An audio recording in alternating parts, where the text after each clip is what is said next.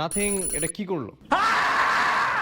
নতুন একটা essential button দিছে, এখানে নাকি এরকম প্রেস করলে স্ক্রিনশট উঠে, এখানে নোটও অ্যাড করা যায়। আবার হচ্ছে এরকম চাপ দিয়ে ধরে রাখলে স্ক্রিনশট উঠে, আবার সাথে হচ্ছে ডাইরেক্ট ভয়েস মেমো হচ্ছে আপনার নিতে থাকে। কি করবো এটা দিয়া? হ্যাঁ, এই জায়গায় একটা সিরি দিলে ভালো হইতো।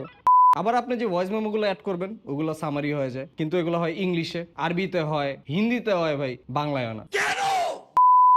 ও, নোটিফিকেশন আইছে। এই জায়গায় তো খাইতে যাওয়ার কথা ছিল, যাক ভালো হয়েছে রিমাইন্ডার দিছে। ও, রিমাইন্ডার আসে ভাই, আপনাকে বারবার রিমাইন্ড করে জ্বালাবে, বাট এর জন্য ভাই আপনার রিমাইন্ডার সেট করতে হবে। আপনি কোথাও ঘুরতে যাবেন বা এই টাস্কটা করা লাগবে, আপনি স্ক্রিনশট নিয়ে এখানে রিমাইন্ড করে দিচ্ছেন, ওরা আপনি রিমাইন্ড করে দিবে। কি করবো এটা দিয়ে ভাই? সিঙ্গেল মানুষ, কেউ নাই।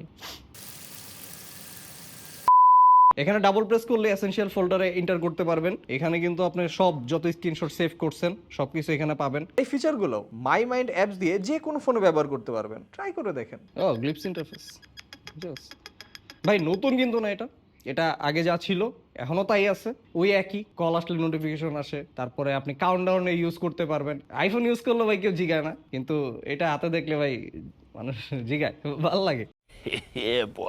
এটা বাইং ডিসিশন নিতে হইলে কিন্তু আপনার এখন আমাদের ওভারভিউটা দেখতে হবে। আমাদের এটিসি চ্যানেল চলে আসছে অলরেডি ওভারভিউটা, এন্ড আমরা কমেন্ট বক্সে কিন্তু লিংকটা দিয়ে দিচ্ছি, দেখে আসেন।